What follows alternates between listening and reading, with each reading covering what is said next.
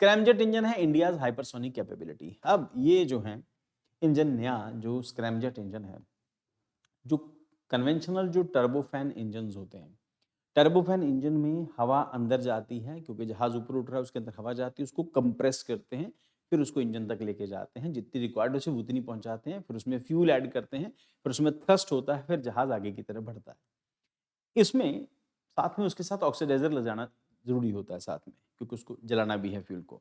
इसमें क्या होता है कि इसमें कोई इंजन नहीं होता, हवा जिस स्पीड से अंदर जाती है, अंदर इसमें कोई मूविंग पार्ट्स नहीं होते, सिर्फ पीछे फ्यूल लगा होता है जो इसको फ्यूल देता है और इससे ये बर्न होती है। इसमें कोई मूविंग पार्ट नहीं होता स्क्रैमजेट इंजन के अंदर, बट रैमजेट इंजन स्क्रैमजेट के इंजन के अंदर। पर इनके लिए एक इंपॉर्टेंट एस्पेक्ट क्या है कि पहले ये जो मिसाइल्स होंगी, इनको किसी जहाज से, किसी ऐसी चीज से छोड़ा जाएगा जो खुद सुपरसोनिक स्पीड पर उड़ रहे होंगे। इसका मतलब ये कि इंडिया का कोई भी फाइटर जेट जो साउंड की स्पीड से ज्यादा स्पीड पर उड़ रहा है, यानी सुपरसोनिक स्पीड पर उड़ रहा है, तो सुपरसोनिक स्पीड पे उड़ते हुए इस मिसाइल को फायर करेगा। फिर इस मिसाइल के अंदर, क्योंकि इसका इनटेक हवा का ज्यादा होता है, इसको सिर्फ फ्यूल की जरूरत होती है, अंदर कोई इंजन नहीं लगा होता, तो ये हवा अंदर जैसे आ रही है उसको इनटेक करेगा, उसमें ब्लास्ट हो जाएगा और फिर यहाँ से फायर हो जाएगी, तो ये स्पीड अचीव कर लेगी, हाइपरसोनिक स्पीड। ये रैमजेट इंजन की खासियत होती है, स्क्रैमजेट इंजन की। तो DRDO has successfully conducted long duration ground testing of full scale actively cooled scramjet engine, making a major milestone in India's hypersonic missile program के अंदर एक मेजर माइलस्टोन है। स्क्रैमजेट है supersonic combustion, ramjet is an air breathing propulsion system होता है, अंदर से इधर से एयर लेता है, क्योंकि ये हम लोगों ने एआई इमेज जो है बनाई है, तो रियल इमेज नहीं आएगी उसके अंदर, तो उसकी शेप जो होती है उसके अंदर हवा जाती है। तो design to operate hypersonic speed Mach 5 and above, unlike conventional jet engines, scramjets do not use rotating compressors और टरबाइन, जिसको मैंने बताया कि इसके अंदर कोई मूविंग पार्ट नहीं होता, सिर्फ हवा अंदर जाती है, पीछे फ्यूल लगा होता है, उसमें बर्न होता है और इसको थ्रस्ट मिलता है।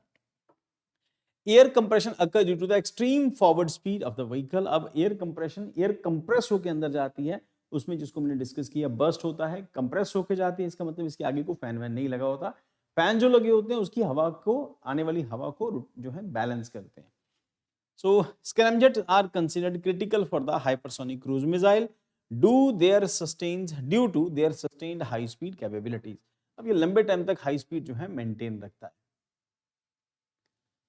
अब ये सब जो है हाइपोथेटिकल इमेजेस हैं, जबकि स्क्रैमजेट इंजन थोड़ा सा डिफरेंट होता है।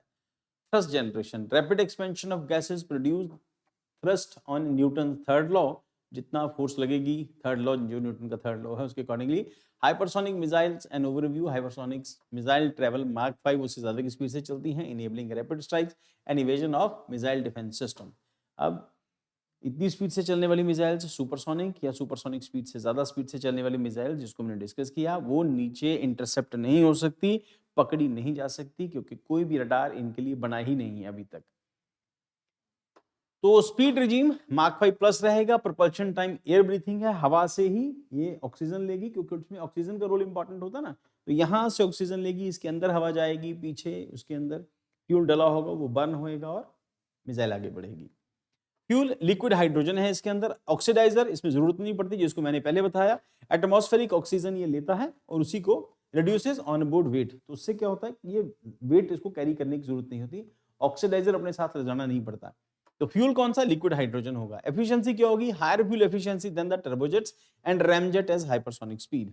कूलिंग सिस्टम होगा actively cooled to withstand and extreme thermal loads. Launch limitations क्या है, can not operate at zero speed, requires rocket assisted acceleration, जिसको मैंने पहले बताया कि किसी जहाज से छोड़ेंगे या कोई ऐसे रॉकेट से जो इसको सुपरसोनिक स्पीड दे देगा। सुपरसोनिक स्पीड पे आने पर ही ये हाइपरसोनिक स्पीड जो है वो कैरी करते हैं, रैमजेट इंजन काम करना शुरू करते हैं, स्क्रैमजेट इंजन काम करना शुरू करते हैं। तो launch limitation, can not operate. Working principle of scramjet engine क्या है, air intake, vehicle must already B travelling at supersonic speed. बस यही एक कमी है कि इसको जमीन से फायर करके, यहां से फायर करके हम लोग पॉसिबल नहीं है कि इसको उसमें हाइपरसोनिक स्पीड पे ले जा सकें, क्यों, क्योंकि इसको पहले सुपरसोनिक स्पीड पे ले जाना पड़ेगा, फिर इसको ड्रॉप कर देंगे, सुपरसोनिक स्पीड आ रही होगी, फिर इसके अंदर से हवा जाएगी, इसके अंदर एंटर करेगी, बर्न होएगा, ब्लास्ट होएगा, ये आगे बढ़ेगा। Next, compression, incoming air is compressed by shock wave generated due to the high velocity, बड़ी तेज हवा आ रही है, and combustion hydrogen fuel is injected. उसके बाद hypersonic glide vehicle launch using rockets glide empowered towards target after boost phase। hypersonic cruise missile है powered throughout flight, use scramjet engine for situation hypersonic travel। strategic significance for India क्या है? enhances deterrence credibility, enables precision strike capability, reduces interception probability due to the high speed। Manoeuvrability होगी इसमें, लो section time होगा, बस वही सब चीजें हैं जो हम वैसे डिस्कस करते हैं।